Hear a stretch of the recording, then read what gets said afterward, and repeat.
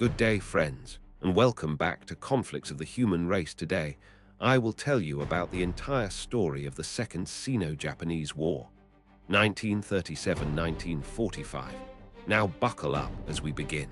The night of July 7, 1937, would forever change the course of Asian history.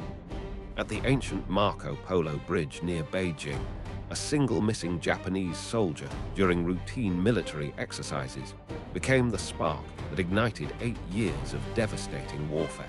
Japanese forces, already stationed in China through previous treaties, demanded to search the nearby town of Wamping for their missing comrade.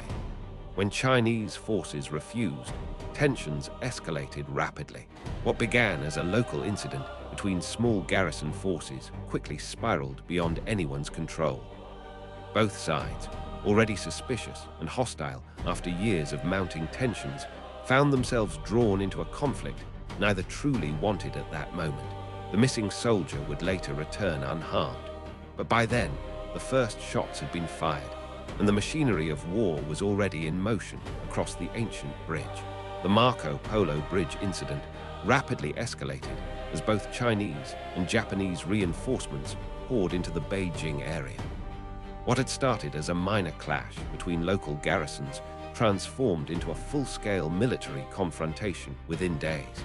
Japanese commanders, believing they could quickly intimidate Chinese forces into submission, launched coordinated attacks on Chinese positions around Beijing and Tianjin.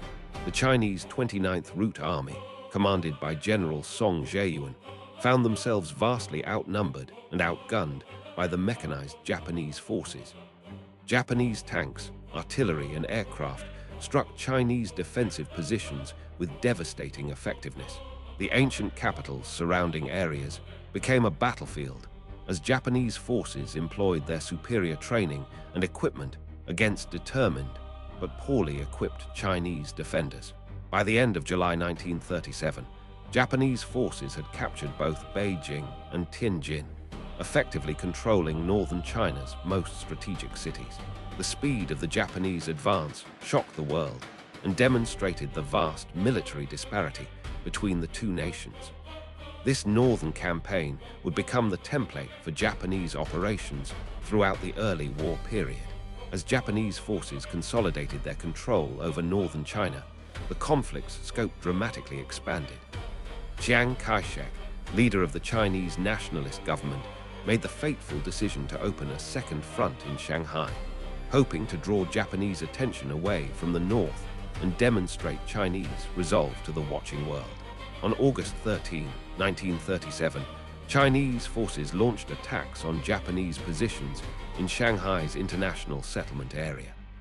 This decision would prove both strategic and catastrophic, as Shanghai's international prominence meant the world would witness the full brutality of modern warfare. Japanese naval forces, already stationed offshore, immediately responded with massive reinforcements. The Imperial Japanese Navy landed elite marine units while warships bombarded Chinese positions from the Huangpu River. What Chiang had intended as a demonstration of Chinese strength instead became a meat grinder that consumed his best-trained divisions. The battle for Shanghai would rage for 3 months, drawing in hundreds of thousands of troops from both sides.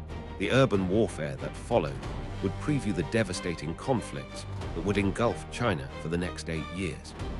The Battle of Shanghai became one of the largest urban battles in history, with over 800,000 troops engaged in brutal street-to-street fighting.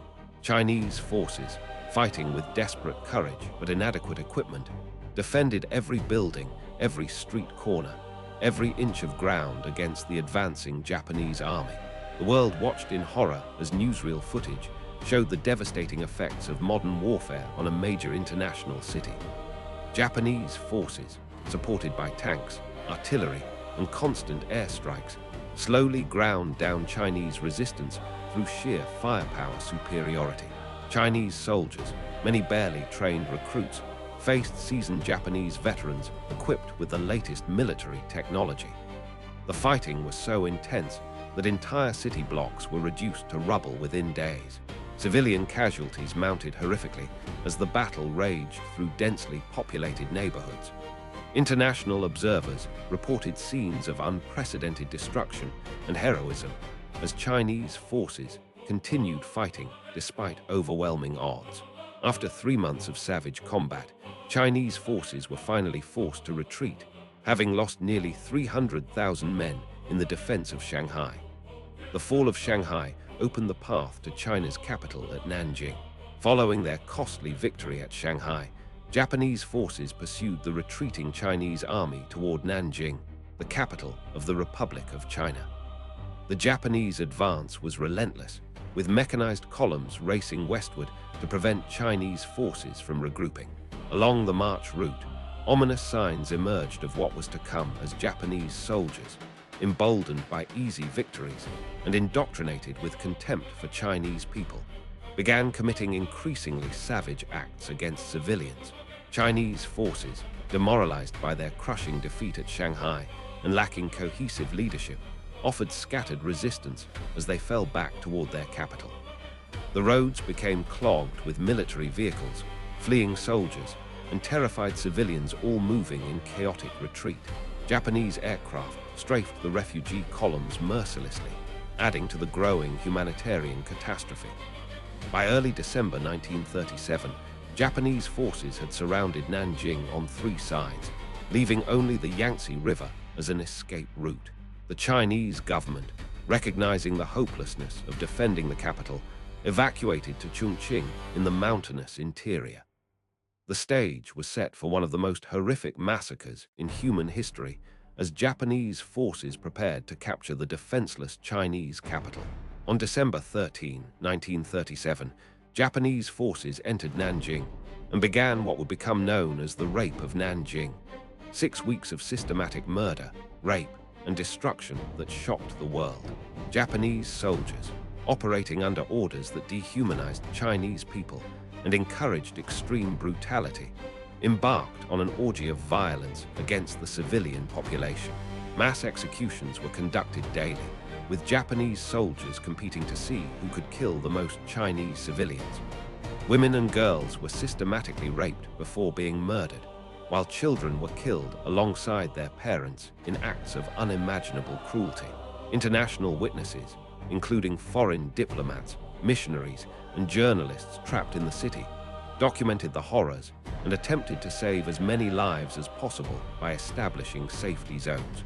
John Ray, a German businessman, and other foreigners courageously sheltered thousands of Chinese civilians in makeshift refugee camps.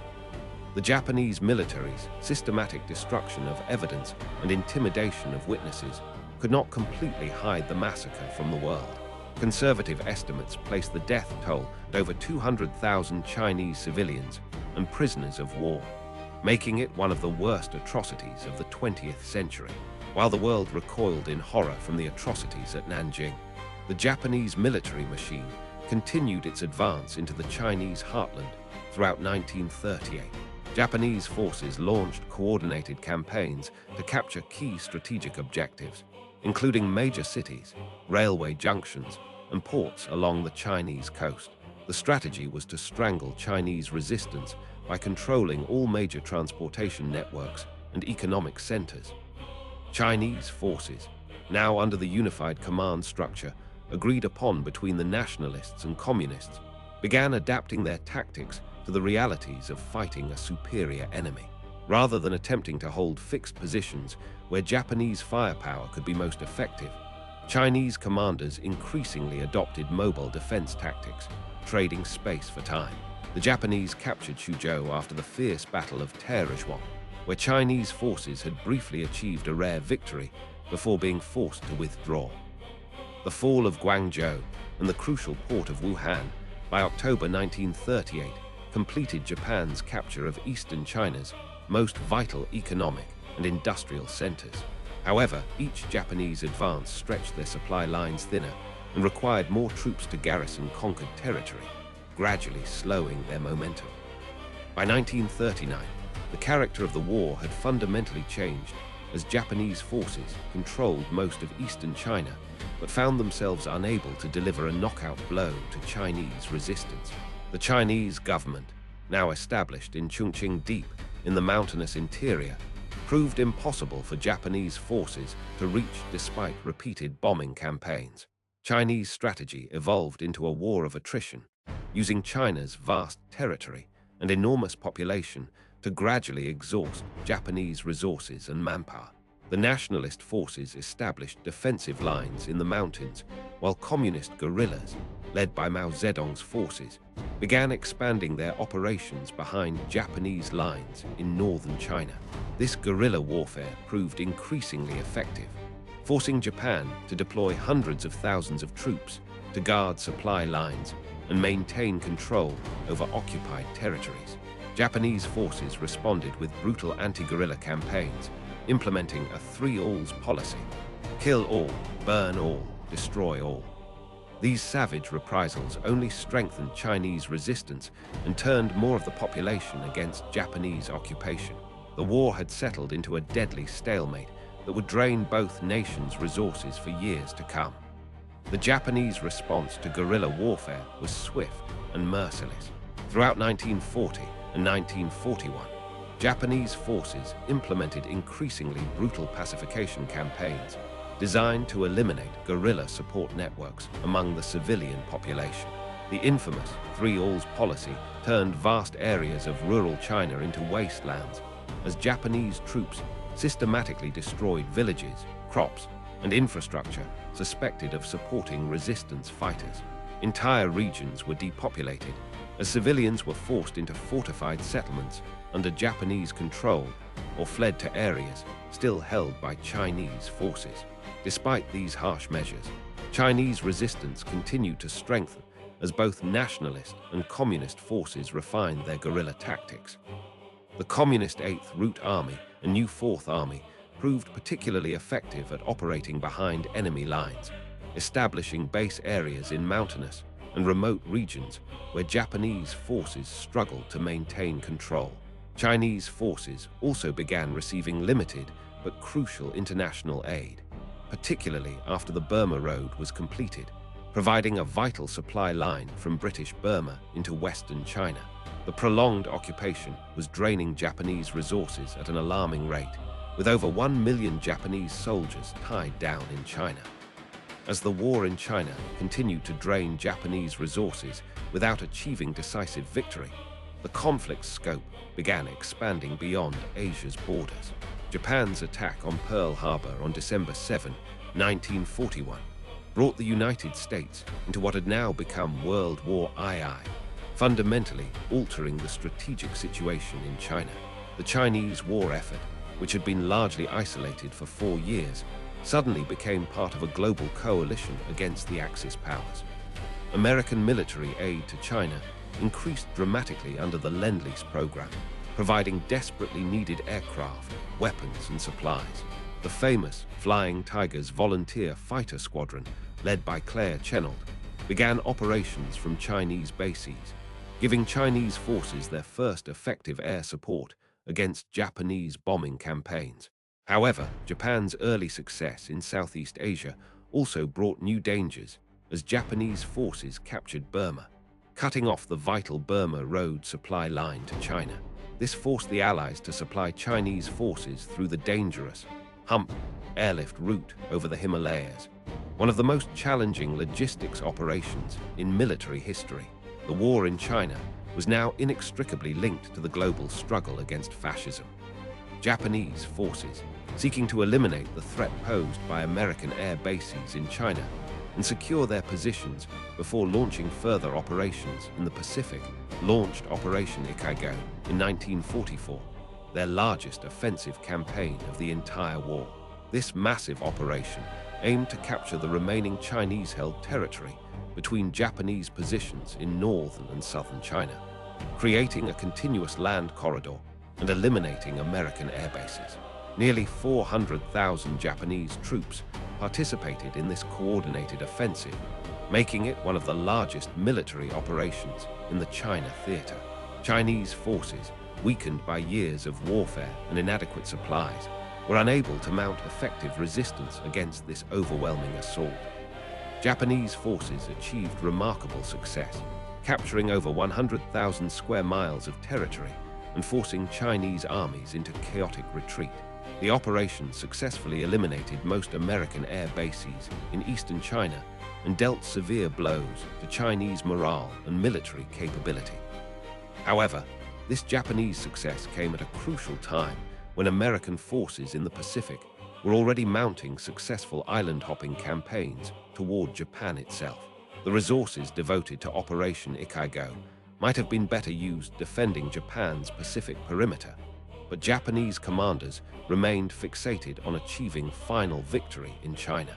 While Japanese forces achieved tactical success in Operation Ikaigo, their strategic position was rapidly deteriorating as American forces advanced across the Pacific toward the Japanese home islands. By 1945, the Japanese military was facing the reality of fighting a two-front war they could no longer sustain. American submarines had virtually eliminated Japanese merchant shipping, cutting off supplies and reinforcements to forces in China. The massive Kwantung Army in Manchuria, once Japan's most powerful military force, had been stripped of its best units to defend the Pacific Islands, leaving behind an increasingly hollow shell. Chinese forces, both nationalist and communist, began sensing Japanese weakness and launched increasingly bold offensives to reclaim lost territory. American strategic bombing campaigns against Japan itself were devastating Japanese industrial capacity and civilian morale, while the successful island-hopping campaign brought American forces within striking distance of Japan. The atomic bombing of Hiroshima on August 6, 1945, followed by Nagasaki on August 9, delivered unprecedented psychological shock to Japanese leadership. Most decisive of all was the Soviet Union's entry into the Pacific War on August 9, as Soviet forces launched a devastating offensive that destroyed the Kwantung Army in Manchuria within days. Emperor Hirohito's radio broadcast announcing Japan's surrender on August 15, 1945, brought an end to 8 years of devastating warfare that had consumed millions of lives and transformed East Asia forever. Across China, the news of Japanese surrender was met with celebrations tempered by the realization of the enormous destruction and suffering the war had caused. Chinese casualties from the conflict were staggering, with estimates ranging from 15 to 35 million dead, making China the nation that suffered the heaviest losses in World War II. Entire regions had been depopulated, major cities lay in ruins, and the country's infrastructure was shattered beyond recognition. Japanese forces in China, numbering over 1 million soldiers, began the complex process of surrender and repatriation under Allied supervision. However, the end of the Japanese War immediately revealed the underlying tensions between Chinese nationalist and communist forces that had been temporarily suppressed by the common enemy. Both sides rushed to occupy territory evacuated by Japanese forces, setting the stage for the resumption of the Chinese Civil War. The weapons and equipment left behind by surrendering Japanese forces would soon be turned against fellow Chinese as the bitter internal conflict reignited. The immediate aftermath of Japanese surrender revealed the true extent of the devastation inflicted upon China during 8 years of brutal warfare. Millions of refugees began the long journey back to their destroyed homes, only to find villages erased from the map and farmland rendered barren by years of military campaigns. The industrial infrastructure that Japan had built in Manchuria was systematically dismantled by Soviet forces as war reparations, further hampering China's economic recovery. War crimes trials began as the extent of Japanese atrocities became fully documented, though many perpetrators escaped justice in the chaos of the immediate post-war period. Chinese society had been fundamentally altered by the war experience, with traditional social structures shattered and millions of people displaced from their ancestral homes. The wartime cooperation between nationalist and communist forces quickly dissolved as both sides prepared to resume their interrupted civil war, each claiming legitimate authority over post-war China.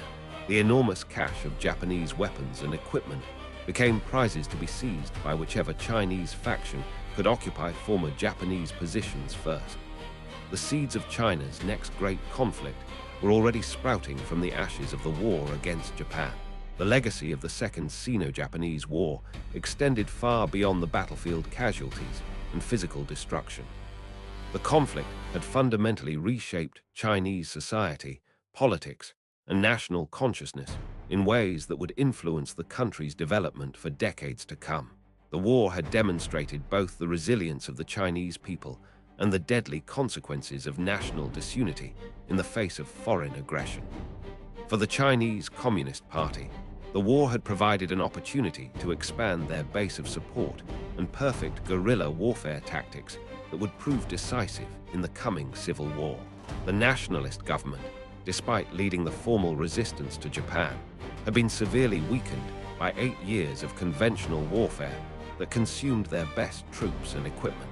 Chinese nationalism, forged in the crucible of anti-Japanese resistance, would become one of the most powerful political forces in post-war Asia. The war had also accelerated social changes, breaking down traditional hierarchies and creating new forms of political organization adapted to prolonged conflict. Women had played increasingly important roles in resistance activities, while peasants had been mobilized on an unprecedented scale. The experience of total war had prepared Chinese society for the revolutionary changes that would follow. The international ramifications of the Second Sino-Japanese War proved equally significant, as the conflict had served as both a precursor to and integral part of World War II. China's prolonged resistance had tied down over 1 million Japanese troops who might otherwise have been deployed against Allied forces in the Pacific theater. The war had also marked the emergence of China as a major power on the world stage, earning recognition as one of the Big Four Allied powers, alongside the United States, Britain, and Soviet Union. However, China's internal divisions and the resumption of civil war would soon undermine its international position and influence. The war crimes committed by Japanese forces in China became a lasting source of tension in East Asian international relations, creating grievances that would influence regional politics for generations. The conflict had also demonstrated the limitations of international law and collective security, as the League of Nations proved powerless to stop Japanese aggression despite clear violations of international agreements. The precedent of unchecked aggression in China encouraged further Axis expansion in Europe, contributing to the outbreak of global war. The suffering endured by the Chinese people during this conflict became a defining element of Chinese national identity and foreign policy in the modern era.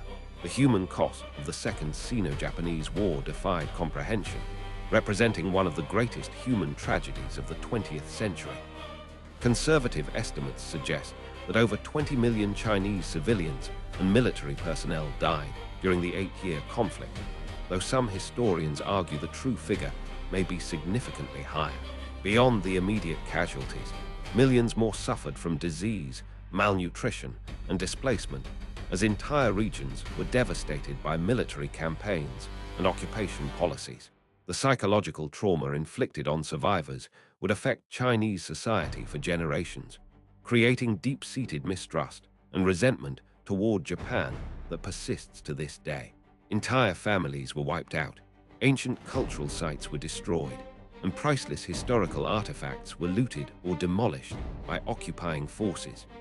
The war also accelerated environmental destruction as forests were cut down for military purposes and agricultural land was abandoned or contaminated by warfare. The disruption of traditional social structures created millions of orphans and widows who struggled to survive in the post-war chaos. Perhaps most tragically, the international community's limited response to documented atrocities demonstrated the vulnerability of civilian populations during total war and the inadequacy of existing international protections. The technological and tactical innovations that emerged from the Second Sino-Japanese War would influence military thinking and warfare for decades to come. The conflict demonstrated both the power and limitations of modern mechanized warfare when applied to vast territories with difficult terrain and hostile populations. Japanese forces had achieved remarkable success through combined arms tactics, integrating infantry, armor, artillery, and air power in coordinated operations. However, they had also learned the difficulties of occupying and pacifying large populations through military force alone. Chinese forces, initially overwhelmed by superior Japanese equipment and training, had gradually developed effective guerrilla warfare techniques that maximized their advantages in local knowledge and popular support. The war had also showcased the growing importance of air power, both for tactical support and strategic bombing campaigns against civilian targets. Intelligence, gathering, and propaganda became crucial elements of warfare as both sides struggled to maintain morale and gain international support. The conflict had served as a testing ground for weapons and tactics that would later be employed throughout World War II, from amphibious assault techniques to counterinsurgency operations. The economic consequences of the Second Sino-Japanese War created lasting changes that would shape both Chinese and Japanese development for generations. China's pre-war industrial capacity, concentrated in coastal cities like Shanghai and Nanjing, was either destroyed by fighting or occupied and exploited by Japanese forces for their own war effort. The disruption of agricultural production caused widespread famine and malnutrition, particularly in areas subjected to scorched earth tactics by both sides. Traditional trade networks that had connected China to the global economy were severed, forcing the development of new supply routes through difficult terrain and hostile territory. Japan's war effort in China consumed enormous resources that might have been used for domestic development or more effective prosecution of the Pacific War. The occupation and exploitation of Chinese territory provided some benefits to the Japanese war economy, but proved insufficient to offset the costs of maintaining over 1 million troops in China. The conflict accelerated industrialization in China's western regions, as factories and government institutions were relocated away from Japanese-occupied areas. Post-war reconstruction would require decades of sustained effort and international assistance, contributing to the economic instability that facilitated the Chinese Communist victory in the subsequent Civil War. The Second Sino-Japanese War stands as one of the most significant but often overlooked conflicts of the 20th century, fundamentally reshaping the political, social, and economic landscape of East Asia. For 8 brutal years, the Chinese people endured occupation, massacre, and destruction on an unprecedented scale, while mounting heroic resistance against overwhelming odds. The conflict demonstrated both the horror of modern total war and the resilience of nations fighting for their survival and independence. The war's integration into the broader World War II narrative sometimes overshadows its distinct character and enormous impact on Chinese history and development. The lessons learned from this conflict regarding guerrilla warfare, popular resistance, and the importance of national unity would influence liberation movements worldwide throughout the Cold War period. The unresolved issues and continuing tensions between China and Japan over war crimes, territorial disputes, and historical interpretation remain active factors in East Asian international relations today. The courage and sacrifice of the Chinese people during these 8 years of struggle deserve recognition, alongside the other great stories of resistance against tyranny and aggression in the modern era. The Second Sino-Japanese War remains a defining moment in Chinese national consciousness and a crucial chapter in understanding the origins of contemporary East Asia. If you like today's story, make sure to check out our other videos on our channel. Have a nice day.